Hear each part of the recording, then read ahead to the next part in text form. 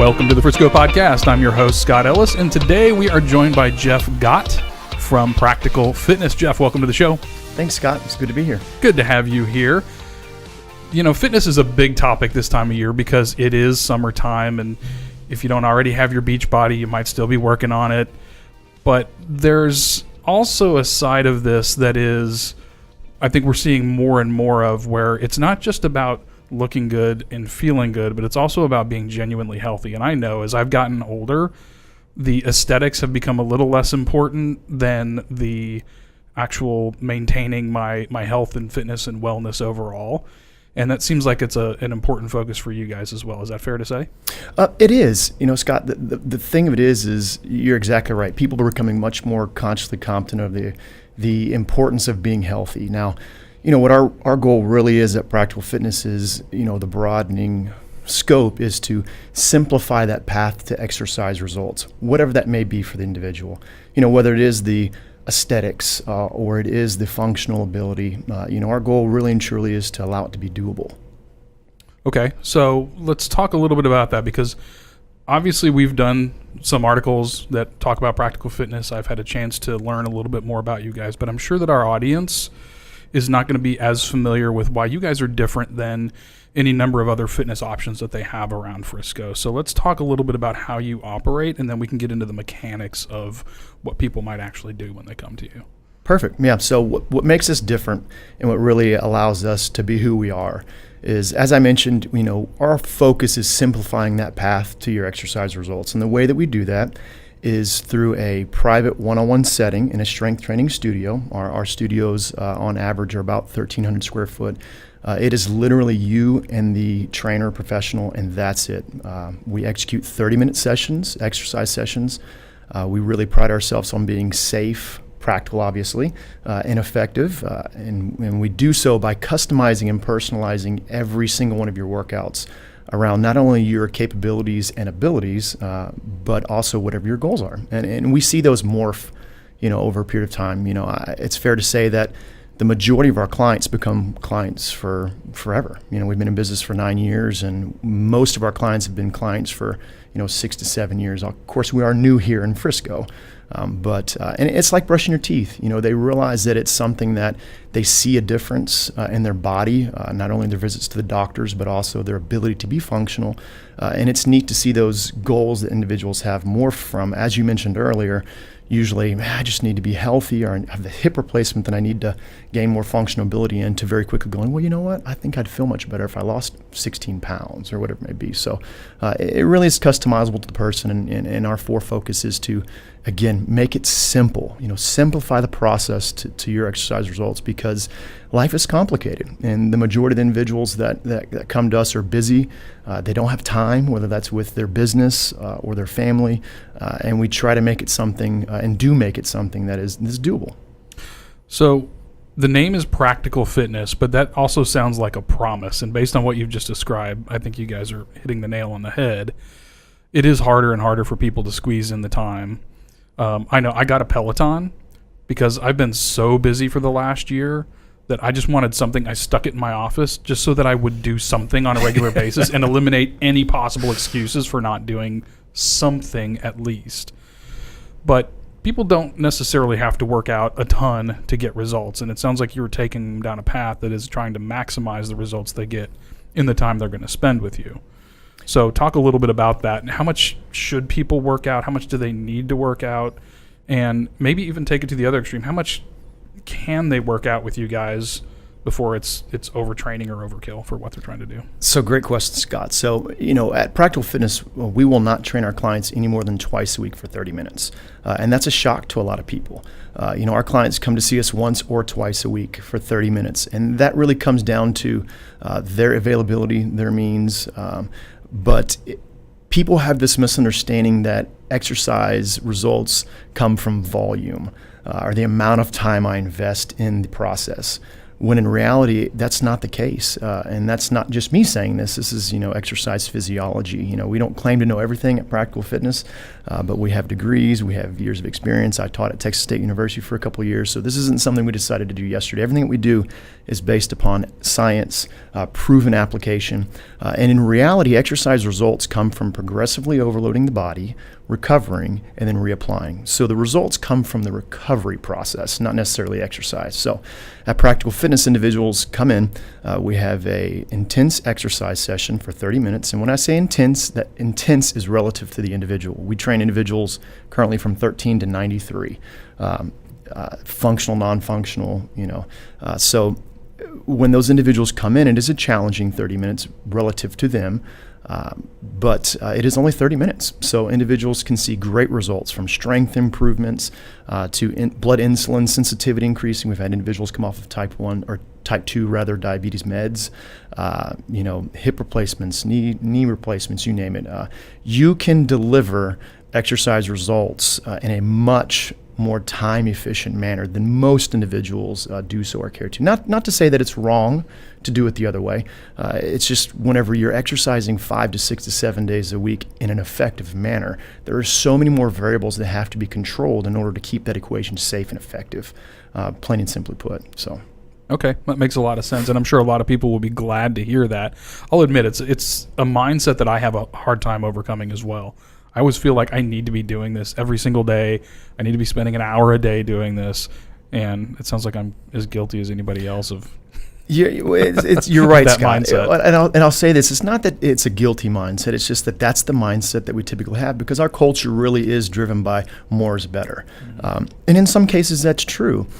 We have over 200 testimonials online of individuals who have been very successful, executing our program and being a part of our community.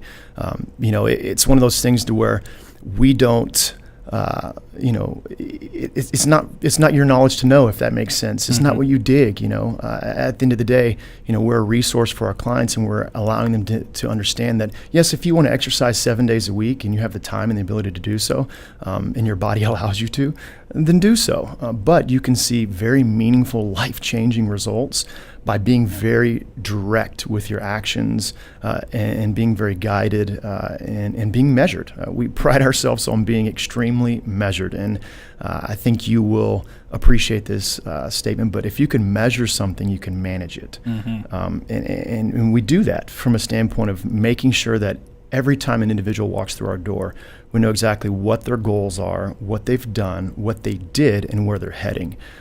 So it's kind of like a nursing staff managing a floor of a hospital. Our team members are all on the same page, and it becomes about the individual and not us. So we really pride ourselves on, connecting to understand the individual and what they need, encouraging. Obviously, everyone needs encouragement, as you mentioned earlier, with the Peloton bike and being next to the desk, and then communicating candidly, being very straightforward with individuals and setting a clear path to understanding what they need and want and allowing them to accomplish that. So you've talked several times now, you've mentioned the scientific basis upon which you guys apply your trade. So let's talk a little bit more about that and the mechanics of how you have people working out, because I think people are going to find this very different than what they're used to in a workout. And it's something that just interestingly enough, my wife and I had started experimenting with because we were, I guess, inspired by a podcast episode, and I can't remember the gentleman's name, but Tim Ferriss interviewed him. It was a great episode, but he talked about doing very slow, long movements, and he was an older gentleman and in very good health and fitness, level that significantly exceeds where I'm at right now. And I thought, okay, maybe there's something to this. Let's try it, and it's a little bit different. So let's talk about that, because you guys apply this same kind of slow, intense approach, but it's not what we see in the gym. It's not what many of us have done in the gym in the past. So I'm going to let you take it from there before I ramble on. But you're hitting the nail on the head. It is a little bit different. And it's funny because when we go into gyms, sometimes when we're out of town, my wife and I, and we execute, the way we exercise, people do look at you funny. So slow motion, yes. We have created what we call steady pace, which is basically a way to execute and measure exercise. And one of the components of steady pace, which is what individuals execute when they come into our studios, is that slow, controlled, high-intensity principle. So the reason we move it slow and controlled, and this is all based upon research done, as I mentioned before the podcast, originally from Arthur Jones and Ellington Darden, who's a doctor. The basis is that when you move the resistance slowly, or you move slowly through any given movement in an exercise, that it not only allows your muscles to do 100% of the work, which means it's more effective, because that's where you get results, is by engaging the muscles. Mm-hmm. But you also keep it much safer on the body, because you get injured by forces, not load. So when you go slow through the range of motion, you're taxing your body and your systems at a much higher level, plus you're keeping it much safer on the body itself. It's not easy, and we're always very candid with individuals, in that it's challenging to the body, because when we start to fatigue, the first thing we want to do is speed the movement up, because typically our mind is set around, I have to get a certain amount of reps. Mm-hmm. When in reality, the results come from how you're executing those reps, right? We all know quality is much more important than quantity in most things in life, and it's true for exercise. So by slowing the movements down, we're able to communicate much clearer to the body and its systems that we want it to adapt and change, but at the same time keep it very safe. And that's why we're able to have individuals in who've had knee replacements, fused vertebrae, hip replacements, because it's very safe and it's effective. So in our steady pace exercise sessions, not only do we go slowly through the movements, but we're going to cut rest times down. It is resistance based, so I say strength training, mm-hmm. earlier. Resistance basically is just a form of communicating to the body. Muscle confusion was a term that the individual from P90X came up with, which, is a great marketing term, but muscles don't get confused, Scott. They know a few things. They know shorten, they know lengthen, and they know hard, and they know easy.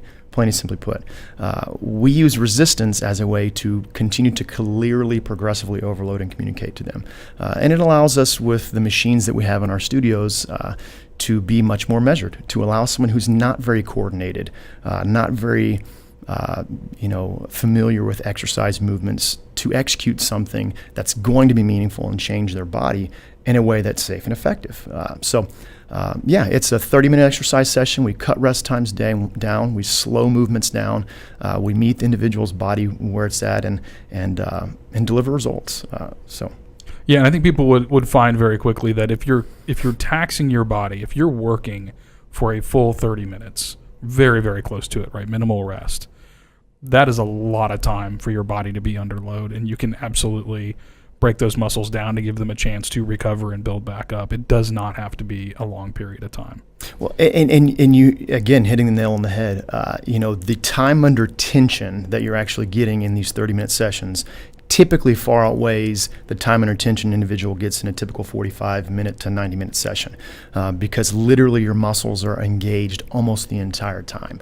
And at the end of the day, it is that prompt to the body that is going to, that exercise, that time under tension, that is going to lead to the results of the exercise. And the fact that people stay with you guys as long as they do, I think, is a huge testament to the effectiveness of this kind of workout. Can you talk a little bit about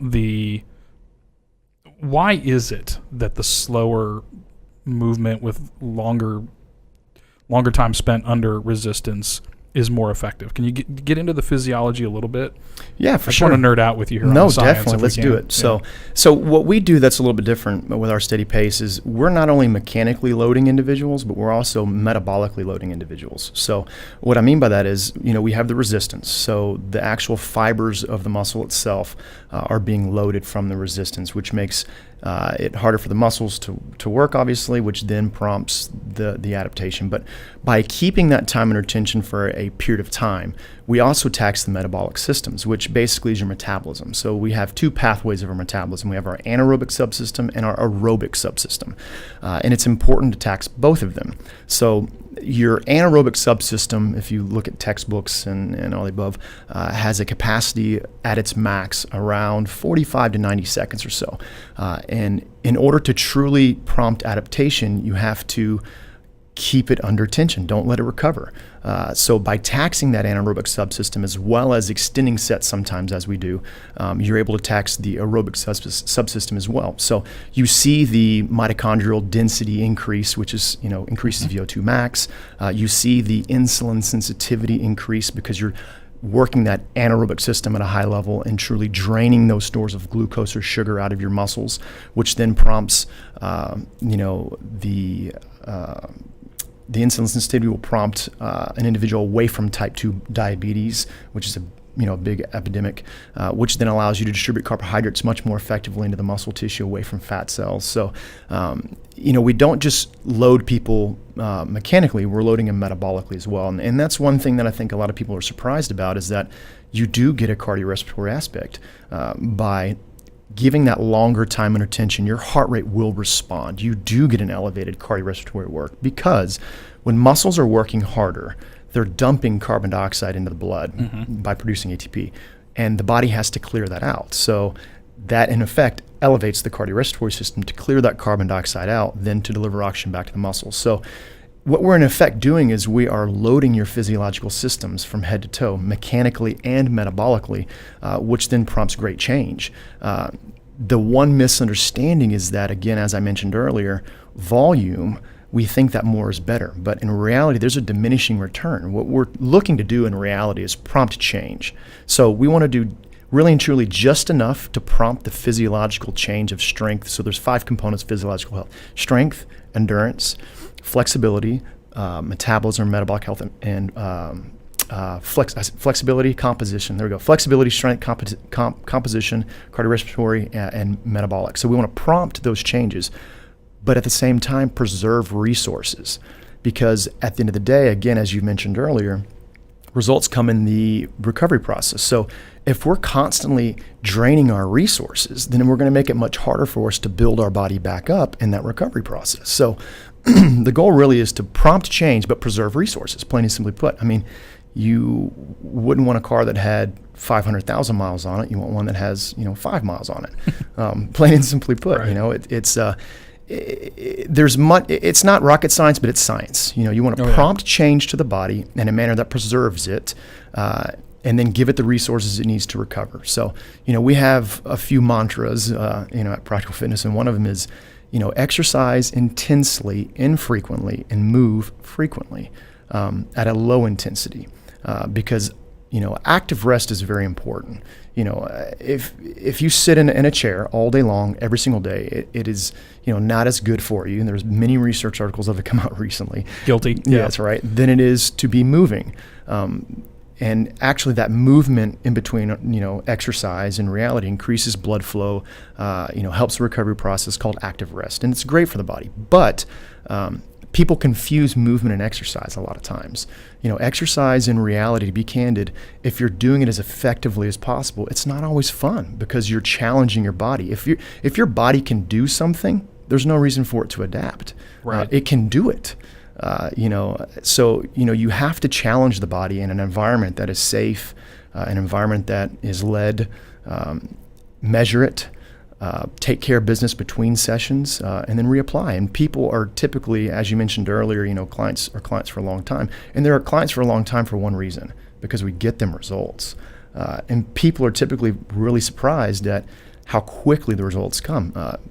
An example, we have an individual who is working with us in the Frisco location, and he's a heart transplant individual. And I guess 3 weeks ago, he had been in 5 sessions, which is 2.5 hours of work over 2.5 weeks. He came in on a walker the first time, weak, not feeling good. In 2.5 weeks, he was walking in our door without a walker, which I then very quickly advised him to grab a cane or something because he was, obviously feeling stronger. But, the point being, we've prompted his body at a level that he wasn't getting before.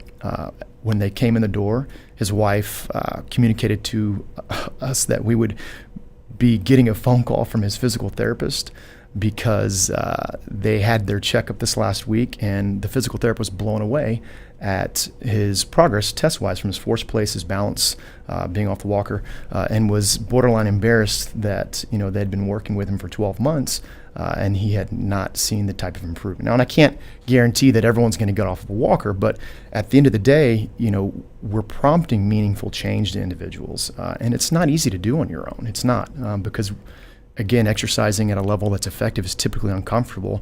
Plus, we don't know from a mechanical standpoint, most of us, how we should be moving. Mm-hmm. So, having that guidance, we've heard over and over from our individuals that work with us, our clients, that, they really value the one-on-one, the coaching, the guiding. We're with them every single second, prompting cues, encouraging, letting them know what they're working, why they're doing it, how their body's being affected.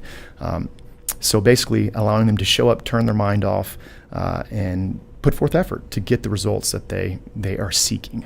So. It sounds incredibly promising for a lot of people, I think. Is twice a week required? Or if somebody only has the time or the means to come in once a week, are they still going to get results? What is the optimal? Great question. So that really depends on the individual. And what that means is, exercise, again, comes from the ability to push yourself, engage at a high level, mechanically and metabolically.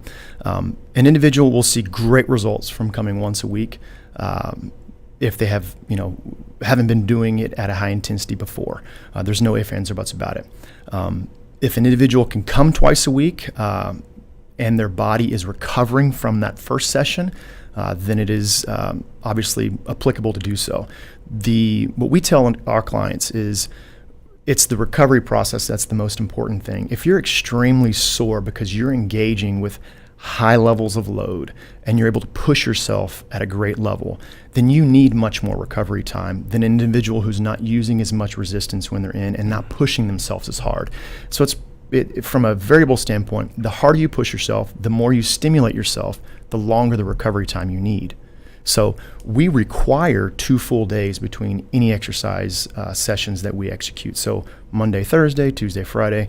But dialing in how much exactly for the individual really comes down to the person and a lot of factors. As I mentioned, how they're engaging, how they're recovering. The older we are, the less we recover. So it's really making sure we connect with that individual and see exactly how their body's responding to the exercise itself. Okay, so I want to jump back just for a second. You mentioned active recovery. Mm-hmm. I know that means getting out and moving and not just sitting in my chair, but can you tell me a little bit more about what that does mean? Is that as simple as walking, or do I need to be a little bit more ambitious than that? I mean, what is the right kind of level of active recovery? Great question. So active recovery simply means increasing your oxygenated blood flow through your body. So what we typically suggest to individuals is find a recreational activity that you enjoy, whether that's with your family, your friends, or even getting on a treadmill if that's what you enjoy doing and your joints allow you to do so. So simply walking, increasing the blood flow. You want to be careful. If you go and do an intense exercise session the day before, you don't want to go hike a mountain the next day because, those quadriceps and glutes that you worked the day before are trying to recover. So simply getting blood flow moving. And from a physiological standpoint, what that does is that carries the waste products away from the healing tissue and gets oxygenated blood back to the actual tissue. So that's what you're looking to do. Just get up and move, increase that blood flow. And again, we always say our exercise allows individuals to become stronger, more injury resistant, have better energy levels, so that you then feel more comfortable and more apt and more excited about picking that active rest.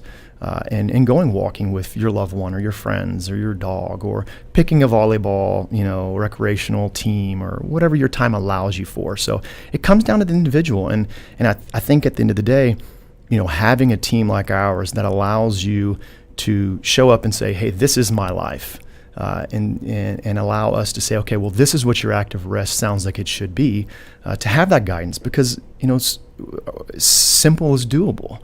And allowing us to assist individuals, enabling them, is really a powerful and cool thing, because there's no one answer, to answer your question, because each individual's life is so different. And having the ability to connect in a one-on-one setting, I think, is one of the variables that makes us different and allows us to truly accomplish, the results that individuals want. So, Jeff, I love what you guys have going on. This is not only from a result standpoint, but from the fact that you can hit that point of diminishing returns inside of a 30-minute window and really, kind of wear people out in that regard.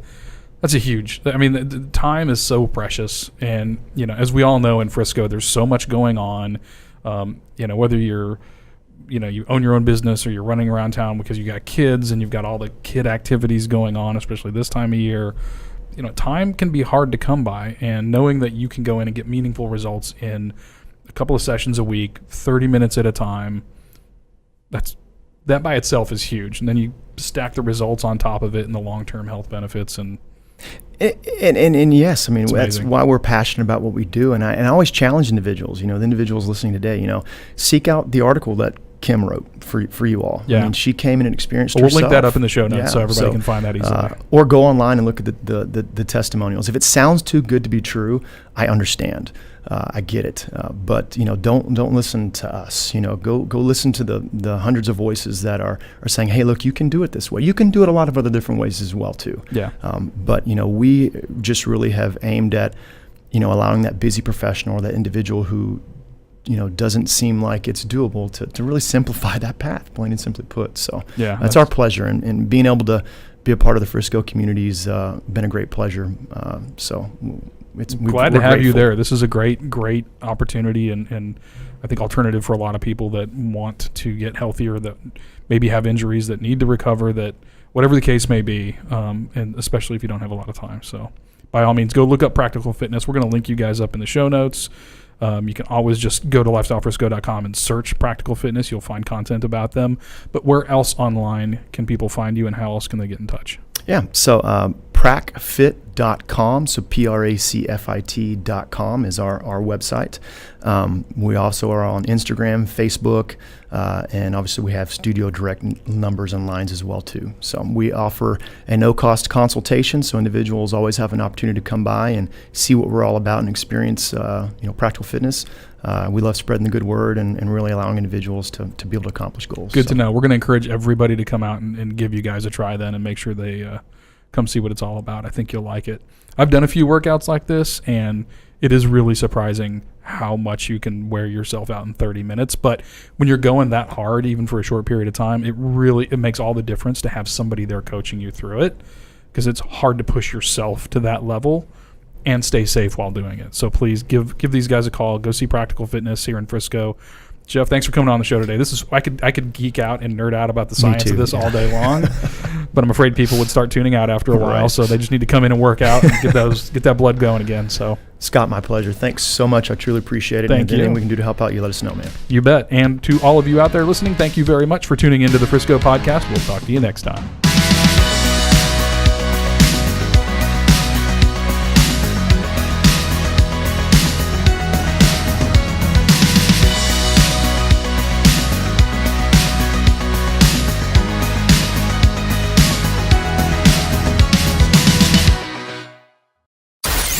Listening to RNCN, the digital destination for premium talk radio.